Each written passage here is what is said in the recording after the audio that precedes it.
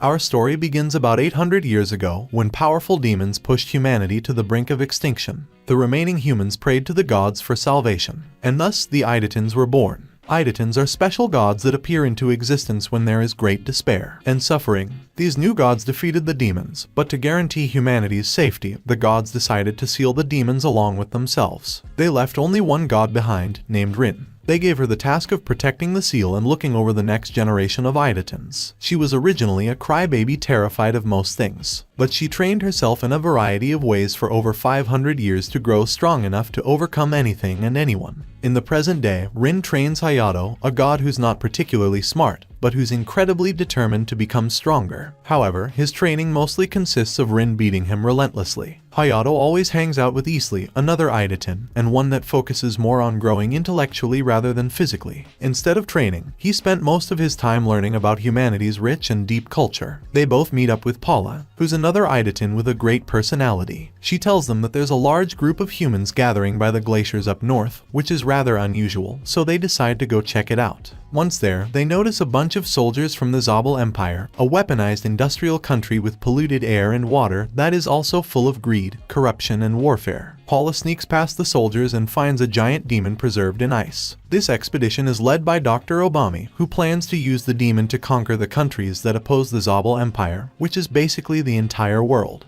They manage to fully awaken the demon, but as soon as it sees Paula, it attacks. The Zabal army mistakes this as aggression towards them and open fire on the beast. This of course only angers it further. Isli tries to take on the demon himself, but the poor guy just gets his heart broken. Thankfully, Idetans are not human, so they don't need to eat, sleep, or even breathe, and they don't have any vital organs, so they can regenerate endlessly. Hayato joins the fight as well and does his best Saitama impression by defeating the demon in just one punch. He's also disappointed when he realizes that the fight is already over. Meanwhile, Dr. Obami was watching this entire fight unfold. Once it's over, he flees the scene of the battle in his high-speed jet. Unfortunately, it's not fast enough to get away from Hayato, who pretty casually catches up to him and accidentally crashes the jet. This would of course kill a normal human, but Dr. Obami is no normal human. In fact, he's not human at all. He was merely a cyborg that was being controlled remotely. Elsewhere in the world, the Zabal Empire is pillaging a city and burning it to the ground. Zabal soldiers come across a nun. She's been praying non-stop to God, desperately begging for peace and salvation. But these soldiers are much more interested in her body than any other kind of divinity. As she stares at the ceiling of her church, she wonders if God has completely abandoned mankind. Unfortunately, the gods that do exist aren't the type to answer prayers. After their wounds have healed, Isli and Paula realize that there might be more demons out there, and that it would be smart for them to start training in preparation of other encounters. They decide to join Hayato in his daily ritual of being mercilessly beaten up by Rin, which has been his routine for about 80 years now. Paula and Isli predictably end up in even worse shape than Hayato.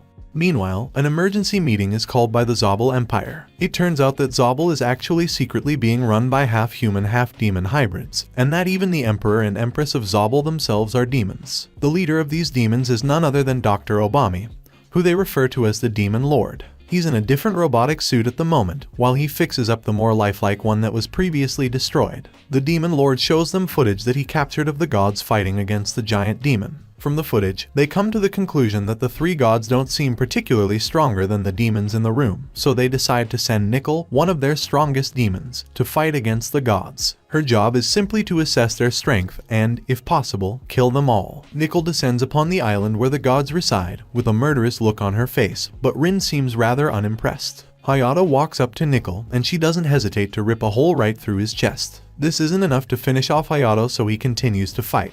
But Nickel proves to be much stronger than him. Rin interferes by knocking out Hayato, forcing him to stop fighting. She decides that she'll be Nickel's opponent from now on. Although Nickel is strong, Rin proves herself to be much stronger and faster than her. Another demon watches the fight, and he's shocked to see someone go toe-to-toe with the Zabal Empire's strongest demon. Rin pauses the fight temporarily to ask Nickel whether she's a demon or a human. Nickel explains that she's a demon-human hybrid that was created by the Demon Lord. That's really all Rin needed to hear for her to take this fight a bit more seriously. She summons a sword from her hand and slices Nickel's head off with such speed that it seemed as though Rin hadn't even moved. The demon that was watching the fight pretty much stains his underwear at the sight of Rin's overwhelming power. He reports back to the other demons at the Zabal Empire about what he just witnessed. but Rin soon appears behind him and takes his life. His screams of agony are all that the demons can hear on the other side of his transmission. After the fight, Isley steals Nickel's head so he can take it to his research lab. Meanwhile, the demons hold another meeting and come to the realization that Rin is infinitely more powerful than they had ever expected, and that the demon race is pretty much doomed. To make matters worse, now that Rin is made aware of the existence of demons within the Zobel Empire, she plans to eradicate every single one of them. Rin doesn't care if she needs to destroy the entire Zobel nation to kill a few demons. You see, the Eideten gods generally don't care about humans. They're compelled, in a way, to protect humanity against demons.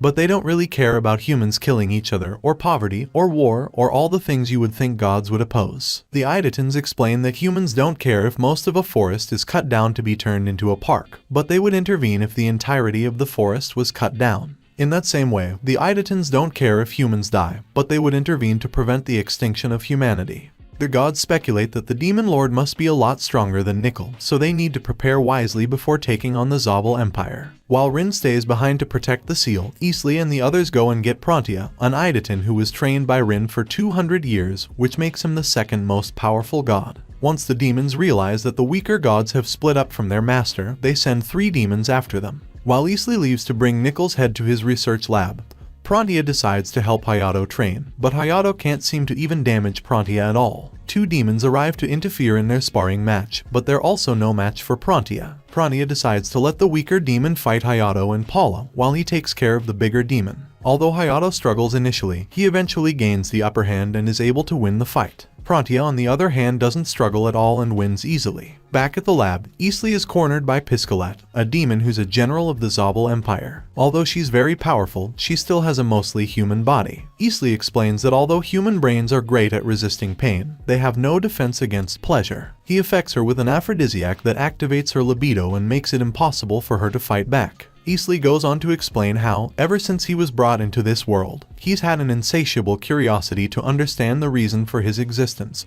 and the origin of all Eidetens. He even admits that he's mutilated and performed surgery on countless humans in the pursuit of this knowledge. He cuts her open and performs surgery on her that brainwashes her into a loyal servant. The 2 other demons are also brought to the lab after being defeated, where they're also operated on. After being brainwashed, the demons reveal everything about their society and about how the Demon Lord created them. They also explain that a demon called Miku is not the most powerful, but she is by far the smartest, and she's the one most likely to give the gods a hard time. They also explain that although they don't know the Demon Lord's true identity because he always contacts them remotely, they do know that he's existed for over a century, which would be impossible for a human. The gods start to theorize that perhaps the Demon Lord is an Eideten as well, but then why would he be helping demons? Isley and Prontia continue this conversation in private, while the rest of the gang returns to their little island to continue to train Hayato in preparation of their fight against the Zobel Empire. Isley explains that, since Eidetens are born from the thoughts of creatures in despair, Dr. Obami must be an Eideten born from the thoughts of all those demons that died within the seal 800 years ago. To put it simply, the Demon Lord is an Eideten born from thoughts of demons who cried out for salvation. Back on the island, Hayato continues to train, but after losing every fight to the demons, he becomes annoyed by how weak he is. Prontia arrives and offers some advice to him. He explains that it's easy for Eidetens to make themselves lighter, but making yourself heavier could take hundreds of years of training.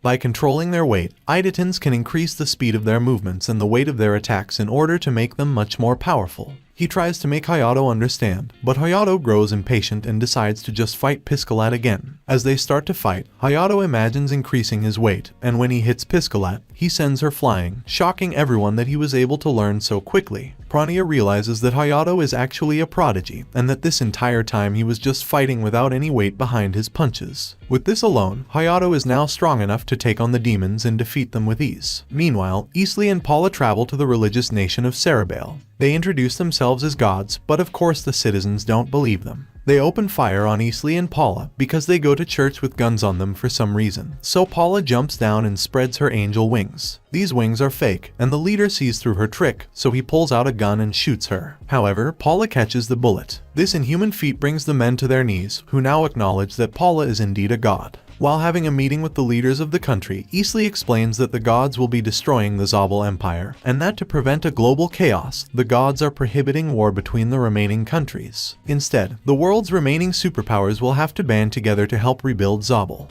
Miku, the super smart demon, realizes that the gods will surely invade the Zabel Empire, and that the demon race is pretty much doomed. She escapes and leaves a note behind for the demon lord and tells him to escape as well. As she's escaping with 2 other demons in an underground tunnel, the gods arrive at Zabel and start invading the nation with the help of Piscalat and the other brainwashed demons. They forcibly evacuate the area, while Prontia watches the evacuation to try and spot any of the remaining demons. He had been given drawings of the remaining demons, so he has a bit of an idea who to look for. But he can't find any of them despite his wonderful references. Meanwhile, Hayato and his master are flying through the city to search for the demons. They split up, and Rin ends up going against the Empress, while Hayato saves a bunch of slaves, including the nun from earlier, and goes up against the Emperor. Hayato and the Emperor are pretty evenly matched in terms of strength and speed, but the Emperor has more fighting experience, while Hayato basically has infinite stamina. The Emperor eventually loses to Hayato, but the brash god doesn't even bother to finish him off. He's just satisfied that he won the fight. Having witnessed the fight, the nun arrives and tries to save the Emperor. He tells her that he's just happy to be flashed by a young woman before his death, and to leave him to die. She refuses to let him die, but there's really nothing she can do for him now. As he dies, she cries out that if only she had been stronger, she could have protected others and things would not have turned out this way. Meanwhile, Rin is fighting against the Empress and she's struggling a little bit, because she's kind of dumb and keeps falling for all of the Empress's traps. But Rin is overwhelmingly powerful and regenerates through every single attack. She eventually wins the fight, but before she has a chance to finish off the Empress, the Demon Lord appears. He tells Rin that he remembers how she used to be a crybaby, and even remembers where her sword came from. Rin is stunned by this revelation, and starts to feel as though she's talking to her grandfather, one of the original Idatins that sealed themselves with the demons. The Empress uses this opportunity to try and kill Rin by slicing through her with her own sword, and although it looked for a moment like it could work, Rin is far too strong.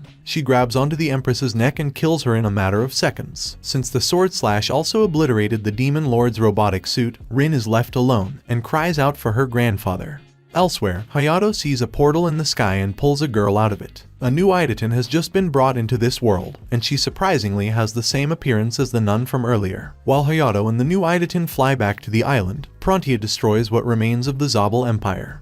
A few years have passed, and Rin is still inconsolable after her encounter with the Demon Lord, which reminded her of her grandfather. Meanwhile, the rest of the gods are either busy training to exterminate the demons that got away, or are working in Zabel to rebuild the empire. Miku is hiding in a cheap apartment, looking through social media to try to find a vulnerable victim that they can impersonate. After a few years, they find a shut-in who lives alone, has no relatives, no friends, and spends all day inside watching anime recaps. They kill her and take her face so they can start assuming her identity. 7 years later, purebred demons have started to be found in nature. One of the demons that escaped the Zabel invasion is giving birth to purebred demons directly into the ocean. These demons grow rapidly by eating fish, whales, and all kinds of sea creatures. Once Miku is reunited with the Demon Lord, who is still contacting them remotely, they put a plan in motion to capture the gods and rebuild the demon race. They realize that Isli is the smartest god, and that they have to get rid of him if they want to have a real chance of winning. The Demon Lord infiltrates the new Zabel Empire in disguise, and corners Piscalat with the same aphrodisiac strategy that Isli had used against her. The Demon Lord operates on her, and undoes the brainwashing that was previously done to her by Isli.